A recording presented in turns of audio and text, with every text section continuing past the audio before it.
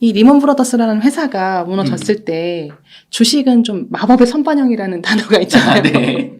그처럼 충격을 받아 내려갔지만 거의 곧바로 회복해서 대신 오랜 시간 동안 이제 박스권 장세 코스피 같은 경우에는 이제 유지를 하고 있었고 대신 부동산 같은 경우에는 오히려 뭐가 사건이 났어? 규제를 풀어주겠지? 금리도 좀 내려가겠지라는 기대를 가지고 2009년도에 한번 반등을 했었어요. 근데 많이 올랐더라고요. 네네. 근데 지나고 나서야 사람들이 그때가 마지막으로 털 수 있는 기회였구나. 이 말씀을 하시더라고요. 근데 그때 당시에는 제가 그때 한창 부동산 공부를 하고 있었기 때문에 다 신규 진입할 타이밍이라고 생각을 해서 많은 분들이 들어갔어요. 근데 지금 생각해보면은 지금과 2009년도 정도. 제가 이제 2008년도와 이제 제가 책을 썼던 그 시기가 비슷하다고 느꼈는데 지금은 조금 더 진행이 돼서. 그렇죠. 작년에 책을 쓰셨어요. 네네네. 그래서 숫자만 바꿔서 지금 대입해도 비슷하다고 아마 많은 분들이 느끼실 거예요. 그러면은 이제 그때 같은 경우는 2009년이라고 우리가 보면 그때는 사실 금리 인하도 크게 있었고 또 집값 상승이 거의 전고점을 거의 회복할 정도로 많이 올랐던 시기로 이제 기억을 하는데요. 그러면은 최근의 신문 이제 헤드라인을 보다 보면 시중금리도 그러니까 이제 기준금리는 그대로지만 주택담보대출 금리는 뭐 이제 정부의 어떤 노력 때문인지 좀 낮아지고 거래량도 1월, 2월달 좀 많이 들고 있다. 다시 분위기 좋아진다. 실거래가도 올라가고 있다라고 하면서 나옵니다. 혹시 그럼 2009년에 말씀하셨던 그 데드캣 바운스였지만 전고점을 거의 회복했던 그런 상승기 이게 좀 접어든다고 좀 볼 수도 있을까요?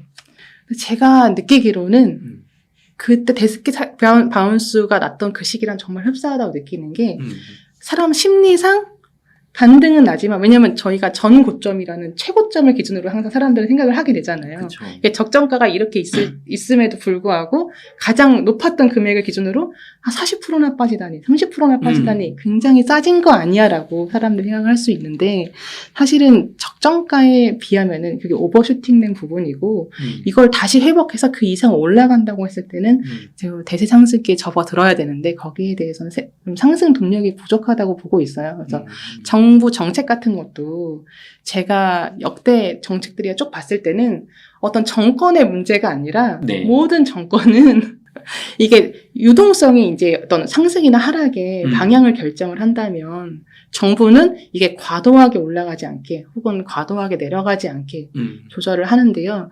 이 정책상 만약에 이번에 데드캣 바운스가 그때처럼 많이 와서 거래량이 회복되고 가격이 회복되면은 이 규제를 완화해주거나 금리를 내려줄 요인이 전혀 없습니다. 그 어떤 정치는 명분이기 때문에 명분이 주어져야 이거를 풀어줄 수 있는데 그렇게 되면은 결국은 다시 이거를 잡고 그러면 이거를 상승 동력이 안 그래도 유동성이 공급되지 않는데 정책까지도 이거를 풀어줄 명분이 없다면은 사실은 대세 상승은 어렵다고 보고 있습니다. 그럼 일시적인 지금 과거처럼 흐름이 좀 돌아가서 반등이 나올 수는 있지만 지금 어떤 돈을 풀거나 어떤 경제가 호황인 시기가 아니기 때문에 유동성이 말씀하신 것처럼 수출이 잘 되고 돈을 절바로 와서 우리가 부동산 가격도 좀 싼 것 같고 집을 사야겠다 이런 시기가 아닌 상태이기 때문에 설령 올라간다 하더라도 정책적으로 어떤 좀 규제가 좀 나와준다면 이제 수도꼭지에 물 공급되는 게 없기 때문에 다시 떨어질 거다. 왜냐하면 지금의 반등은 어떤 금리가 오를 만큼 올랐다. 내려줄 것이다. 그리고 어려우면 규제를 풀어줄 것이다는 이런 심리적인 규제 완화에 대한 심리적인 부분 때문에 약간 반등이 나고 있는데 그런 부분은 전혀 이제 충족할 만한 부분은 아니라고 저는 보고 있는 거죠.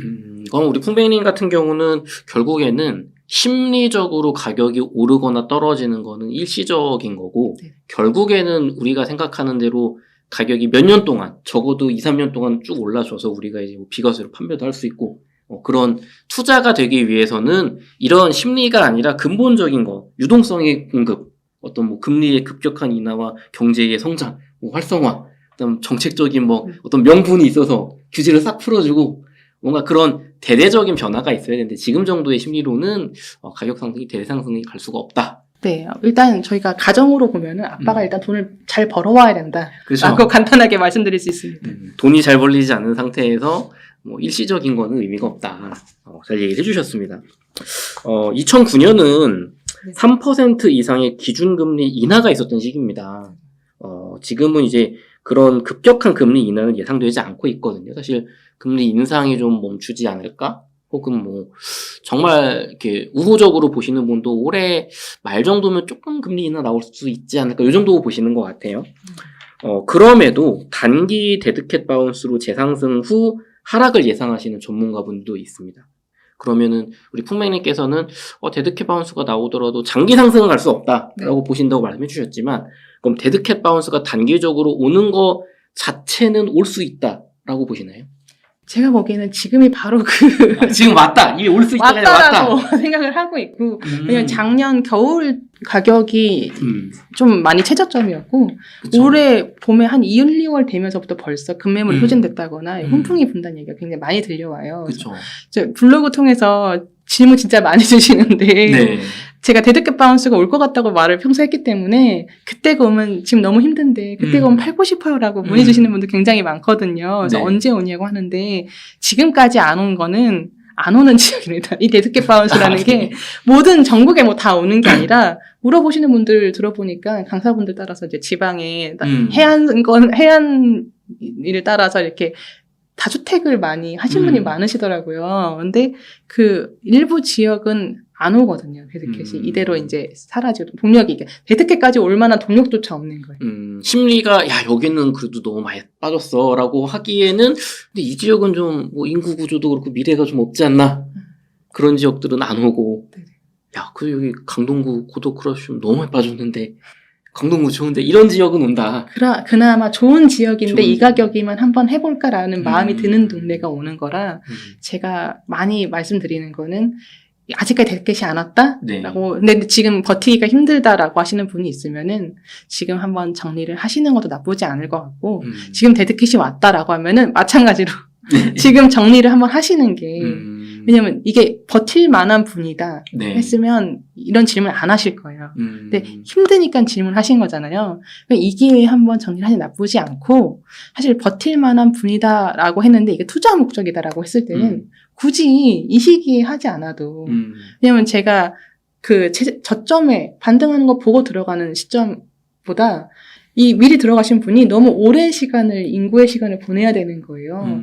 그러니까 또 반등하고 올라갈 때는 내려갈 때는 같은 가격이더라도 거래량이 잘 안 나오는데 올라갈 때는 거래가 잘 되니까 기왕이면은 그 올라가는 걸 보고 사셔도 나쁘지 않다라는 생각을 들고 그 싸다라는 느낌이 그 다른 요인은 그거잖아요. 내가 최고점보다 싸다. 그 좀 할인 판매하는 것 같다. 라고 하는데 그 싸다라는 게 과연 적정가가 맞는지 스스로 판단이 안 되면은 기왕이면은 정리를 하시는 게 나쁘지 않을 것 같아요. 왜냐면 이게 그 지역 안에서도 전고점에 비해 싸다라고 말을 하는 경우도 있고 또 지역별로 뭐 서울이나 이런 쪽 보다가 지금 인천의 가격 보니까 너무 싼데? 라고 하면서 작년부터 인천 문의가 제가 왜냐면 인천에 살았었기 때문에 인천 문의를 정말 많이 주시는데 송도 너무 싸다. 맞아. 저번 장도 비슷하게 네. 결국 마지막에 인천 가서 다 물리고 끝났어요. 그러니까 지금 데드캣 왔을 때 지금 사실만 하니까 사시는 거잖아요. 돈 남았잖아요. 아직 금리가 올랐다고 해도 얼마 안 됐고 돈 사람들 아직 많이 있고 그 돈까지 그런 데 가서 싹 털고 그 사람들까지 돈이 없고 사람들이 만나면 이제 부동산으로 돈 버는 시기는 끝났어. 뭐 인구가 이제 더 이상 줄어들고 뭐 이런 얘기 나올 때 그때 하시면 되거든요. 그러니까 지금은 좀 그렇습니다. 저는 정리를 추천드립니다.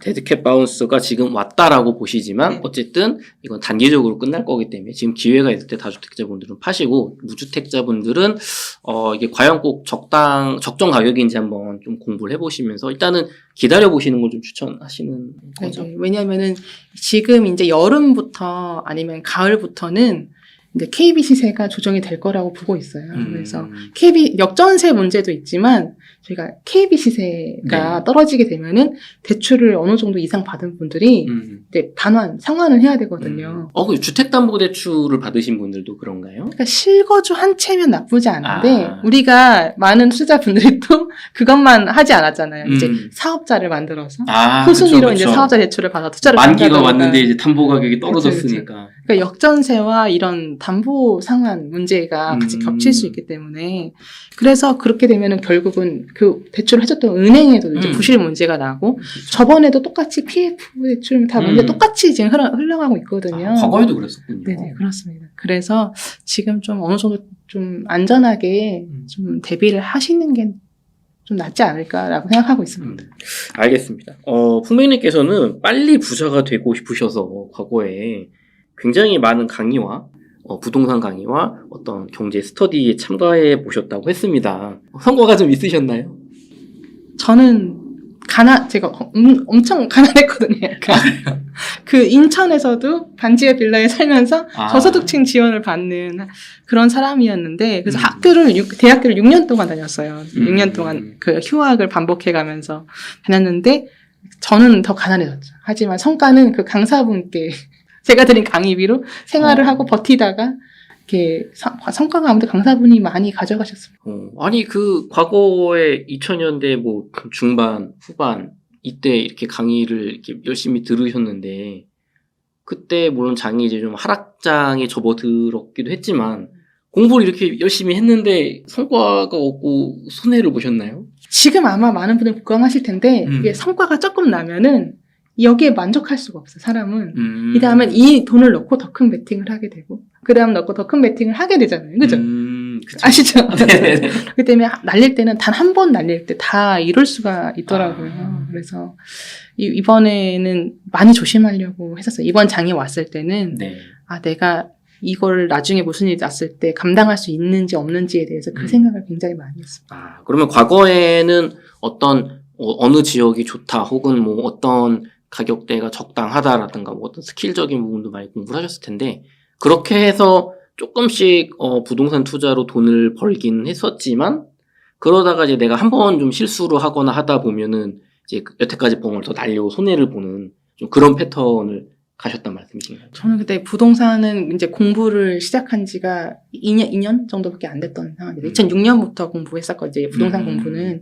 그 전까지 이제 주식으로 종잣돈을 모아서 부동산에 큰 돈이 들어가니까 이거를 한 방을 해야지 하면서 했었는데, 그쵸. 주식부터 망했죠. 그러니까 2006년, 2008년 이때면 사실 주식이고 부동산이고 막 이제 한참 고점에서 이제 떨어질 시기니까 말씀하신 것처럼 뭐 결국에는 뭐 공부로 하고 뭐 이런 것도 도움은 되겠지만 말씀하신 것처럼 장이 꺾이고 유동성이 빠지는 시기가 되면 사이클이 하락 사이클로 가면 방법이 없더라. 가장 후회되는 게 뭐냐면은 내가 이런 월급에 중독되어서 부자가 될 시간을 놓치고 있지 않나라는 어느 강의를 가도 그런 얘기를 하잖아요. 그렇죠. 그래서 제가 그때 다니고 있던 직장을 그만두고 정말요? 그 한동안 재취업이 안 돼서, 왜냐면 경제가 너무 어려워지니까 채용 공고들이 계속 없어지는 거예요. 그쵸. 제가 이제 2007년, 8년 이렇게 교직원 생활을 하다가 2009년을 1년을 거의 통째로 백수로 지내게 됩니다. 그래서 가장 후회되는 건 그때 직장, 이제 수입이 들어온 현금 흐름을 창출할 수 있는 직업을 그때 너무 쉽게 부자가 되겠다는 생각에 그만두지 않았나는 생각을 해서 제가 이번 상승장 왔을 때 주변에 계속 돈 벌었다는 애들이 난 이제 전업 투자자를 할까 했을 때도 몇 억을 벌어도 직장 그만두면 안 된다는 얘기를 굉장히 많이 했어요. 이 번 거는 또 하락장이 오면 순식간에 사라질 수 있기 때문에 직업이 중요하다, 현금 흐름이 중요하다. 그러면은 정말로 돈을 버는 부자분들이 주변에 있으셨다고 하셨어요, 책에서. 나는 좀 말씀하신 것처럼 공부도 열심히 하고 정말 해봤는데 조금 힘든 시기가 있었는데 보니까 주변에 의외로 나처럼 어떤 지역 분석이라든가 입지 분석이라든가 뭐 상품 분석이라든가 이런 스킬 위주로 공부한 분들이 아니라 부자분들은 그런 거는 공부 안 하시는데 척척척 돈 잘 벌더라. 그런 분들이 있더라. 라고 책에서 말씀해 주셨습니다. 좀 우리가 배워야 하는 부자분들의 그럼 투자법은 좀 어떻게 달랐을까요? 일단은 수입 자체가 많아야 이거를 종잣돈 삼아 한 번 굴릴 때 크게 굴릴 수 있잖아요. 그러니까 애초에 수입이 많으려면은 진짜 부자분들은 대부분은 이제 최소한이 자영업이고 기왕이면 사업을 하고 계신 분이 많았고, 근데 그런 분들은 만나서 얘기를 듣긴 했지만 우리 같은 일반인들이 보고 배우기는 좀 어려운 부분도 있다. 나한테는 내가 할 수가 없어.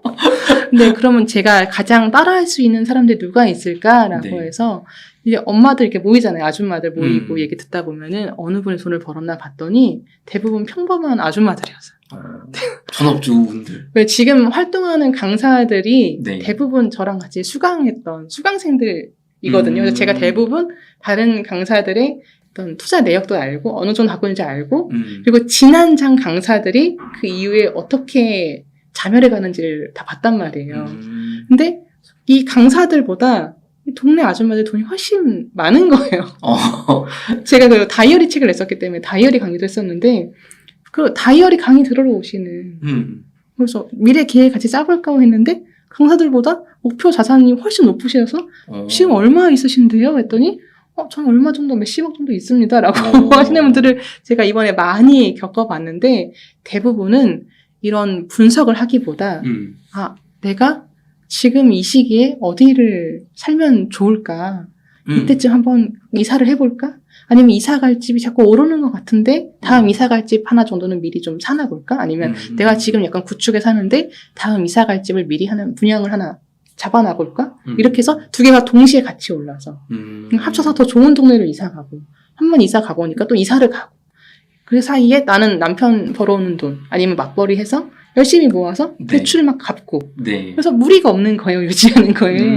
이런 분들이 결과적으로는 제일 돈 많이 버신 것 같아요. 그러면은 어떻게 보면은 정말로 이렇게 평범한 우리가 좀 따라해볼 만한 분들인데 좀 오히려 강사님들보다 수익을 더 많이 거두신 분들은 그냥 한 2주택 정도로 일시적 1가구 2주택? 뭐 이런 비과세 전략을 이용하셨다는 건가요? 그게 시기마다 다른 것 같아요. 이게 다주택이 잘 벌리는 시기가 있는 것 같고, 이제 규제가 이제 저희가 2017년도부터 정권이 바뀌면서 이제 규제가 시작됐는데, 그 전에는 다주택의 시대였죠. 왜냐하면 정부에서 제발 집을 사주세요. 그쵸. 라고 하면서 많은 부양책을 썼기 때문에 그때는 집을 많이 가지신 분이 동시에 한 20개만 있어도 한 1,000만 원씩 올라도 2억, 아니면 1억씩만 올라도 20억 이렇게 올라가니까. 근데 규제가 시작되면은 이제 어떤 중과세나 이런 부분들, 왜냐면 정부는 과도하게 오르는 걸 원하지 않기 때문에 이걸 억제하기 위해 이 많은 부분을 이제 가져가려고 하잖아요. 이럴 때는 이제 뭉쳐가지고 하나의 좋은 데 들어가서 갈아타게 비과세를 받아가면서 갈아타게 하시는 전략이 이게 시기별로 다르니까 잘 보시고 판단하면 좋을 것 같아요. 그러면 어떤 부자분들은 뭐 규제도 없고 사람들이 집 사면 안 된다라고 할 때, 근데 사이클상 이제 가격도 많이 떨어지고 경제도 조금 회복되는 것 같고 책에서 말씀하신 것처럼 뭐 전세가도 많이 붙고 그럴 때 부담이 좀 적으니까 집을 좀 여러 채 샀다가 규제가 없으니까 그러다가 좀 오르면 팔고 이제 규제가 막 있을 때는 이제 비과세나 규제를 피하는 전략으로 이렇게 좀 계속 이득을 보시면서 줄여나가는 그런 분들이 결국에는 돈을 벌었고 보니까 열심히 공부하고 열심히 지방 다니고 막 10채, 20채, 30채 늘리면서 뭐 빌라, 오피스텔 이렇게 막 뭔가 이렇게 내가 당장 필요하지 않은 것들 그런 것들을 사면서 시세 차익을 보려고 하셨던 분들은 오히려 이렇게 성과가 좋지 않았다. 제가 봤을 때 제일 돈 많이 버신 분이 IMF 때 많이 폭락했으니까 사는 집 하나 해결했고 우리 애 나중에 하나 크면 하나 줄까? 약간 이런 식으로. 리먼 때도 많이 폭락했으니까 사는 집 하나 해결하고 뭐 이런 식으로 하나 해줄까? 그리고 저희가 증여할 때 금액 제한이 있잖아요. 2천만 원, 5천만 원 제한이 있을 때 매매가와 전세가가 그 안에 들어왔을 때 이거 하나 사놓고 이제부터 한 번 주고 나면 상승분은 다 아이가 가질 수 있잖아요. 그래서 한두 채 정도 더 사볼까? 했던 분들이 돈을 가장 많이 번 거를 목격했어요.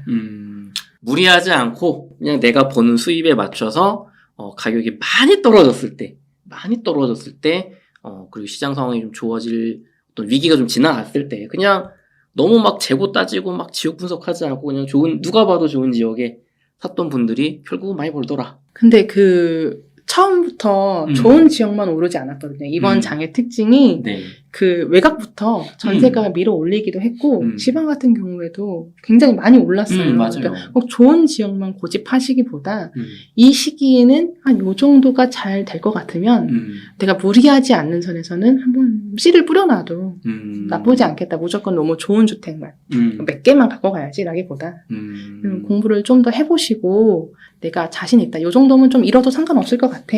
라고 이런 금액 정도만 한번 연습 삼아 해보시면 좋을 것 같아요. 알겠습니다. 어쨌든 이 결국에는 중요한 건 그건 것 같아요. 지방을 사든지 뭐 내 어떤 원하는 지역을 사든지 주택을 구매하기 좋은 시기와 가격이 있다. 네. 근데 지금은 아닌 것 같다. 네. 그게 중요한 것 같습니다. 실패담을 좀 얘기해 주셨었어요. 조금 전에. 내가 공부 열심히 했는데 2006년, 8년 이때 한참 끝물에 내가 해서 어려웠다. 근데 지금은 이제 서울에 이제 내 집 마련도 하시고 굉장히 삶을 좀 즐기시면서 이렇게 행복하게 소소한 소확행을 하고 있으시다고 들었는데 어떤 방법으로 그럼 투자를 좀 해오셨고 성과를 내셨는지 좀 궁금합니다. 제가 그때 한창 다 망했을 때 네. 막 찾아본 이 과거의 기록들이 대부분이 부자들은 IMF 때 아까 말씀드린 대로 IMF 때 헐값에 나온 걸 산 사람이구나. 이런 게 한 번만 더 온다면 나도 할 수 있지 않을까라는 생각을 했었어요. 근데 마침 그때 리먼이 터졌을 때가 내가 바로 이게 실직 상태인 네, 직장도 없고 내가 투자한 것도 잘 안 되고 이게 바로 이때가 아닌가라는 생각이 불현듯 드는 거예요. 그때 골방에 처박혀서 내가 그동안 그렇게 열심히 공부하고 임장을 다니고 했었는데 그 모든 게 너무 거짓말처럼 멈추고 강사들이 하나둘씩 이제 잡혀가고 네. 그런 모습을 보면서 그럼 바로 이 시기가 아닌가 하고 계속 보고 있었는데 그때 2013년 여름에 제가 4월 달에 아기를 낳았거든요. 근데 그때 6월 달에 그 취득록세가 이제 한번 인하를 해줬었는데 그게 정상화된다고 하면서 7월부터 거래 절벽이 나기 시작한 거예요. 근데 그게 뉴스에서 대대적으로 이제 거래 절벽이 났습니다. 아무도 이제 이사를 안 하고 있다. 왜냐면 네. 실거주자는 이사를 하려면은 이사는 반드시 해야 되잖아요. 그렇죠. 근데 정부에서는 이 사람들을 도와줘야 돼. 이사를 할 수 있게, 거주 이전 정도는 할 수 있게. 그렇기 때문에 네. 1주택제 집을 사주면 양도세도 면제해주고 이런저런 정책이 쏟아지는 거예요. 그래서 그때 멈췄을 때 제가 7월 달에 제가 계속 찍어놓고 매일 보고 있던 아파트가 있었는데 네. 그 아파트를 제가 최저가로 매입하면서 내 집 마련하고 그리고 남은 돈 800만 원 정도로 네. 바로 8, 9월 달 정도에 광명에 가서 이제 네. 그전에는 원래는 2011년도 이럴 때는 제가 경매를 또 주로 공부를 했었는데 네. 그때는 마음이 급해서 그때는 매매가랑 전세가가 너무 똑같은 거예요. 네. 그래서 한번 가서 사고 그 다음에는 이 전세금 올려받은 걸로만 그 다음 거 사자. 왜냐면 네. 우리는 월 수입이 남편은 평범한 저희가 외벌이였기 때문에 네. 그래서 무리하지 않고 대출을 늘리지 않는 방법이 뭐가 있을까 하다가 이 전세를 올려받은 금액만 재투자를 하자라고 해서 이게 한 채가 두 채가 되고 두 채가 네 채가 되고 왜냐면 2배씩 늘어나잖아요. 이 8채까지 금방 불어난 거예요. 그러다가 이제 800만 원이 굴려서 8채가 됐다가 이제 2017년도에 아까 말씀드린 대로 정권이 바뀌면서 규제가 나왔는데 엄청 처음에 약한 규제 나왔거든요. 6월 달에. 그래서 이거 보자마자 옛날에 그 기시감이 드는 거예요. 과거에 이렇게 시작했었어. 이렇게 시작했었어. 우리 그때 유행했던 게 제가 부동산 공부 막 시작했을 때 유행했던 단어가 똘똘한 한치였거든요. 그때도 그랬군요. 근데 2017년 전에는 산에도 사람은 산다라고 하면서 자잘한 걸 여러 개 갖고 있는 사람이 위너하다. 왜 큰 걸 갖고 있어서 세금 많이 내고 팔기도 어렵게 하냐. 그래서 작은 것부터 이렇게 올라오기 시작했던 건데 제가 다행히 마치니까 인천과 부천, 광명까지 갖고 있다가 네. 이걸 보는 순간 똘똘한 한 채가 유행할 것 같은데라고 하면서 빨리 달려가서 여름에 서울에 있는 집을 하나 얼렁 샀습니다. 사면서 이 서울에 있는 집을 사기 위해서는 이제 자잘한 것들 좀 정리해서 뭉쳐야 되는 거예요. 네. 그래서 이게 하나씩 매도를 하다 보니까 제가 2021년 12월 정도에 다 이제 매도가 됐고요. 그래서 2021년 12월 28일 제가 네. 서울에 있는 그 집으로 이제 무사히 입주를 하면서 그래서 800만 원을 굴려 인천에 있는 작은 17평 주공 아파트에서 이제 흑석동으로 이사 오게 되었어요. 그러면 어떻게 보면 흑석동 아파트도 2017년, 18년 이때 사신 거니까 완전 21년에 이 고점은 아닌 상태로 사놓고 나머지 것들은 중간중간 계속 이제 상승할 때마다 팔아서 이제 요 자금을 이제 무리하지 않는 선까지 이제 내 순자산을 만드신 거네. 그럼 지금까지 이 성공 스토리가 가장 중요했던 요인은 우리 풍맹님께서는 아까 말씀해 주신 것처럼 부동산 입지라든가 어떤 세금적인 분석이라든가 어떤 임장이라든가 이런 게 아니고 상승장, 경제가 좋고 저금리고 뭐 수출이 잘 되고 그런 장이었기 때문에 그렇게 된 거다. 네, 저는 운이 좋았다라고 말을 하고 싶어요. 그러면은 그런 운을, 그러니까 이런 시기를 잡기 위해서, 그런 시기를 판단하기 위해서 공부하는 게 훨씬 중요하다. 네네. 계속 반복되는 얘기인 것 같아요. 제가 17년에 집을 6억대로 샀거든요. 네. 그러니까 그 이후에 15억대가 되든 네. 지금 다시 조금 입주장이 저희 동네에 있거든요, 지금. 네.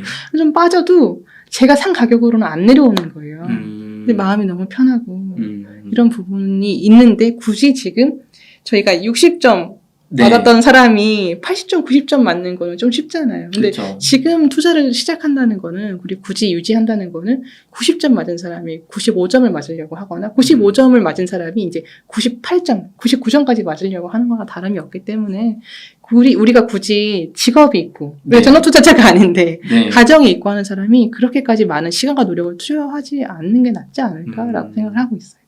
무주택자분들이시거나 혹은 뭐 부동산 투자를 생각하시더라도 그런 누가 봐도 가격도 좀 비싸지 않고 또 정부 정책적인 지원도 많이 나오는 그런 시기를 네. 기다려라. 네. 라고 말씀해 주셨습니다. 그럼 그때 이제 과거 경험상 이런 것들이 나와야 진짜 집값 바닥 신호다. 지금은 아니다. 라고 판단하시는 대표적인 어떤 신호들. 이게 나오면은 정말 그때는 내 집 마련해야 됩니다. 뭐가 있을까요? 우리가 아무리 공부를 해봤자 네. 세계적인 어떤 공부를 하고 온 사람들을, 전문적인 사람들을 이길 수 없잖아요. 그래서 이 사람들이 뭘 하고 있냐면 정부에서 일을 하고 있습니다. 정책을 짜기 위한 네. 연구와 이런 것들을 하고 있기 때문에 저희가 나라에서 어떤 정책이 나오는지만 잘 보면은 될 것 같아요. 뉴스를 보면 거의 다 대대적으로 홍보를 하기 때문에 제발 이제 집을 사세요라는 정책이 나와서 그게 뉴스에까지 나온다라고 했을 때는 네. 그때는 집을 사면 좋을 것 같습니다. 국가에서 이런 집을 줄 거니까 집을 사라. 네. 그게 과거에는 대표적인 게 어떤 게 있었던 건가요? 아까 말씀드렸던 그 1주택자의 집을 사주면 양도세를 면제해 준다던가 아니면은 이명박 박근혜 정부 때 나왔던 이제 이미 기존에 잡혀있던 공급 계획을 이제 네. 축소하거나 없애면서 공급을 좀 조절했어요. 과공급이 되지 않게. 그런 부분이 나오면은 어느 정도 살 때가 되지 않았나라고 보고 있고, 지금은 하고 있는 거는 그 규제를 좀 완화해 준다는 거지 이런 부양책까지는 아니기 때문에 아직은 시기상조라고 보고 있습니다. 지금은 너무 빨리 떨어지는 걸 천천히 하기 위한 완화인 거지. 지금 저렴하니까 사세요. 그게 아니다. 지금은 만약에 약간 반등이 날 경우에는 쉽게 규제를 다시 할 수도 있을 거예요. 사실 지금 뭐 부동산 규제를 많이 완화했다 하지만 과거에 규제가 없던 시절로 완전히 돌아간 것도 사실 아니거든요. 그래서 다시 이 분위기 좀 그러네, 다시 오르네 하면 또 뭐 조정 대상자 다시 묶을 수도 있는 거고 그런 상태죠. 알겠습니다. 현재 집값이 많이 떨어진 곳은 이제 물론 20-30% 떨어졌다. 아직은 기다려야 됩니다. 말씀해 주셨지만 말씀해 주셨던 송도, 동탄 아니면은 또 입주 물량 많은 대구, 최근에는 또 이 분위기가 좀 달라졌다는 세종까지 집값이 정말 많이 떨어진 곳은 고점 대비 40% 내지 50% 정도까지 떨어진 곳도 있습니다. 이런 곳은 지금 내가 그 지역에서 이제 실거주를 생각하시는 무주택자 분들이라면 사도 괜찮지 않을까요? 아니면은 뭐 정말 반값 이하로 떨어지는 걸 기대하고 기다려야 될까요? 제가 봤을 때는 이게 적정가가 지금 가격일 수도 있어요. 하지만 사람들이 항상 오를 때 욕심 때문에 더 오르고 떨어질 때 공포 때문에 더 떨어지는 부분이 있어서 아직 본격적인 아무 일도 일어나지 않잖아요. 지금 상승장에 막바지지 막 하락장이 막 시작했다, 폭락했다 이런 적은 없었기 때문에 만약 무리가 없으시면은 네. 실거주다라고 했을 때는 사실 사셔도 나쁘진 않은 가격을 저는 보고 있는데 앞으로 한 번 더 충격이 올 수도 있다. 좀 과하게 더 떨어지는 시기, 좀 저평가 구간을 돌입하는 시기가 올 수도 있어서 그 부분이 이제 배 아프지 않으실 분이라면 네, 지금 사도 나쁘지 않으실 것 같습니다. 한 40-50% 정도 고점 대비 떨어진 지역이라면 뭐 거주용 실거주 내 집 마련으로 반대할 가격은 아니다. 그게 비싸다고 생각하진 않는다. 제가 생각했을 때는 네. 적정가를 정확하게 평가할 수는 없겠지만은 네. 만약에 떨어져 봤자 저희가 코로나 전인 네. 2019년 가격 정도라고 생각을 하지 이게 2017년 가격이라든가 2015년 가격까지는 그때는 왜냐면 수요 공급 조절을 통해서 온 상승이잖아요. 수도권 같은 경우에는. 네. 그렇기 때문에 그 정도 가격까지는 떨어지지 않을 거라고 생각을 해요. 왜냐면 우리가 기본적으로 물가 상승률만큼 올라줘야 되는데 물가 자체도 많이 올랐고 그렇죠. 과도하게 슈팅된 부분은 코로나 때 그 유동성을 막 푹푹 폭우처럼 네. 쏟아붓던 그 시기 때문이라고 생각을 해서 만약에 지금 가격이 한 19년 정도의 가격이다라고 했을 때는 나쁘지 않다고 보고 있습니다. 19년 정도 가격이라면 적어도 코로나 버블로 유동성으로 만들어진 거품은 제거가 됐기 때문에 여기서 조금 더 떨어질 수도 있겠지만 그 폭이 크지 않을 것 같다. 그래서 뭐 내 집 마련 생각하시는 분들 지금 결혼을 앞두고 계시다거나 나는 불안해서 사야 되겠다. 그런 분들도 사실 계시거든요. 더 떨어지길 기대도 되지만 이러다가 다시 올라버리면 아직 기회를 놓칠 것 같다는 분도 사실 계세요. 그런 분들이라면 구매를 하셔도 좋다. 그러면 조금 더 딥하게 들어가 보겠습니다. 대구는 입주 물량이 많습니다. 네. 그럼 대구는 40-50% 떨어졌다고 사야 될까요? 조금 더, 그러니까 아까 말씀하신 대로 내가 실거주로 살아야 돼, 불안해서 살아야겠어라고 하신 분은 괜찮은데 내가 이 기회를 놓칠 것만 같아라고 생각이 드시는 분들은 좀 그런 어떤 내가 실거주를 넘어서 투자의 의미를 담으신 거잖아요. 그런 분이면 떨어지면 배 아플 것 같은 분인 거예요. 아까 말씀드린 그런 분들 조금 더 기다리셔도 될 것 같아요. 내가 정말 너무 욕심내지 않고 이 정도면 됐어. 좀 더 떨어질 수도 있지. 난 어차피 살 집이 필요하니까 뭐 월세도 오른다는데 요런 정도면 괜찮겠지만 내 집인데 지금 이거 더 사면 너무 싸게 사서 돈 벌 수 있지 않을까 막 이런 거라면 좀 그래도 좀 더 기다렸으면 좋겠다. 네네. 알겠습니다. 강남 부근의 집값은 사실 많이 안 빠졌어요, 생각보다. 뭐 한 25%, 뭐 30% 이 정도 떨어졌다가 다시 또 요즘 말씀하신 데드캣 바운스가 살짝 오면서 또 한 고점 대비 뭐 15%, 20% 정도 하락한 상태인데요. 그러면은 이런 곳도 강남 같은 지역도 앞으로 추가 하락이 좀 많이 있을 거라고 생각을 하시는지요? 네, 지난 장에 봤을 때도 강남이 떨어질 때는 그 단가 자체가 크기 때문에 확 떨어진 부분이 있었는데 아직 그 부분이 오지 않았고 언제 올 거라고 저는 예상을 하냐면 2024년이나 25년 정도에 물량이 좀 많이 있는데 그때 이제 지금 23년부터 만약에 역전세나 이런 KB 시세 때문에 뱉어내야 되는 분들 이 흐름이 유지되는 상태에서 이 물량까지 더해지면은 그때 가서야 좀 키를 맞춰서 40-50% 정도 떨어지지 않을까 생각을 하고 있습니다. 강남의 입주 물량이 좀 이제 신축 입주가 막 시작되면서 전세가를 끌어내리는 24년, 뭐 25년 요 시기에 강남이 다른 지역보다 덜 빠져서 버티고 있더라도 그 시기에 다시 비슷한 가격으로 하락을 할 거다.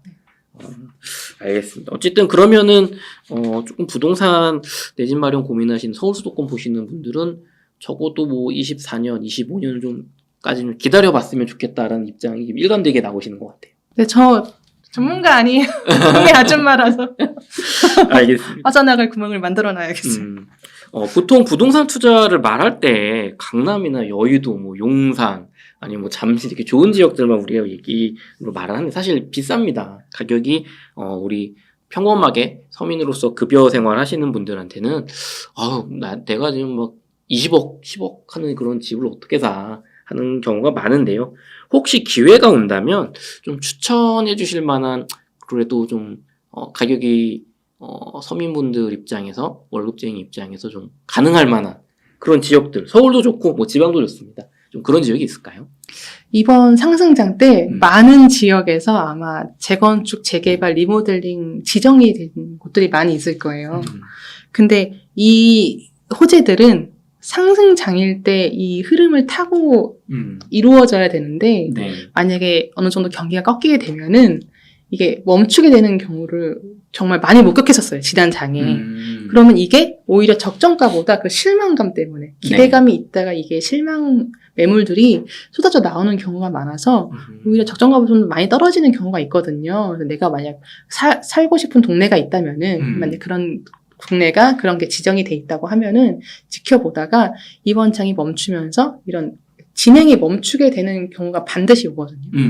특히 요즘 같은 경우에는 이제 체감하시겠지만 건자재 값이 많이 올라서 건축 원가 같은 게 높아지니까 건설사들도 무리하게 이걸 진행하려고 하는 그런 의지가 별로 없어요. 핑계가 있으면 이걸 멈추고 싶어 한단 말이에요. 그쵸. 이주를 하지 않았으면 어떻게든 멈춰볼까? 이렇기 때문에 멈추게 되면은 거기서 과도한 낙폭이 났을 때 그때 사시면 좋을 것 같고요. 개인적으로는 저는 이제 한 1-2년 뒤에는 예전처럼 지난 장처럼 먼저 꺾였던 부산 대구를 먼저 보고 있지 않을까 하고 준비를 하고 있어요. 1-2년 뒤에는 가격 하락도 먼저 있었고 뭐 공급 물량도 많아서 야 지금 사면 안 돼 하는 그 심리가 팽배한 부산이나 대구 쪽을 좀 1, 2년 뒤에 보면 어떨까? 저는 진짜 대구가 다시 상승할 때 너무 놀랐었어요. 저희가 처음 공부를 시작할 때는 별명이 미분양의 무덤이었거든요. 아, 네. 옛날에 대구도 그랬다고 하더라고요. 그래서 이게 다시 올라간다고 했을 때도 사실 잘 믿질 않았어요. 올라봤자 뭐 얼마나 올랐겠어? 뭐 누가 호들갑스럽게 지금 뭐 카페 같은 데 다 그리고 계속 올라왔었거든요. 네. 할 때 누가 여론을 조작하는 거 아니야? 약간 이런 느낌도 있었는데 실제적으로 굉장히 많이 올랐는데 제가 그때 너무 어리기도 하고 수도권에만 살아서 시야가 좁았던 것 같아요. 그때가 너무 후회돼서 이번에 놓치지 않기로 다짐했습니다. 또는 투자를 내 집 있는 상태에서 조금 무리하지 않는 선에서 지방의 어떤 광역시 대구나 부산 정도도 생각해 보셨으면 좋겠고, 특히 이제 저희가 주로 이제 다루는 내 집 마련을 부산권이나 대구권에서 좀 생각하시는 분들은 1, 2년 뒤에 놓치지 마셔라 라는 얘기. 그때가 정말 저점일 것 같다. 물량이 좀 어느 정도 해소가 돼야 될 것 같아요. 대표님, 그 대구 같은 경우는 그런 얘기 하시는 분이 계세요. 수성구는 입주 물량이 없다. 대구 수성구는 이제 올해 말에 제가 자이였던 것 같기도 하고 정확히 기억은 안 나는데 그쪽의 입주 물량을 빼면은 이제 25년, 26년 신축 물량 없다. 그래서 수성구는 지금 사야 한다라고 말씀을 하시는 분이 계셨거든요. 그 의견에 대해서는 어떻게 생각하시나요? 25년, 26년에 없잖아요. 네. 그러면은 먼저 바로 가격이 오르는 게 아니라 네. 기존에 있는 미분양들이 조금씩 빠지면서 네. 물량들이 조금 소화되는 시기가 주식처럼 빠르게 올라가지 않고 부동산 항상 한 2년, 3년 걸리더라고요. 그래서 저도 아까 1, 2년 뒤에 가겠다고 말을 했던 게 네. 이런 거 좀 해소되는 게 확인되어야 될 것 같아요.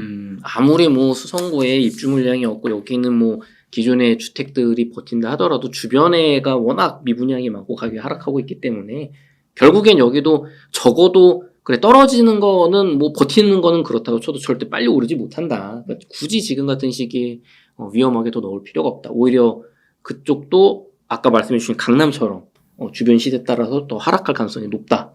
조금 더 있다. 조금 더 있다. 조심스러운 대답을 해주셨습니다. 대표님 그 긴 시간 동안 좋은 얘기 많이 해주셨는데요. 끝으로 시청자분들에게 강조하시고 싶은 말씀, 좀 해주고 싶은 말씀 있으면 부탁드리겠습니다. 제가 오늘은 좀 돈 이야기를 많이 했는데요. 저 처음 보시는 분이 계실 것 같아서 좀 정보를 드리고 싶은 마음에 이런 이야기를 준비 많이 했는데 사실 제가 이번에는 책을 보시면은 이게 돈 이야기는 아니에요.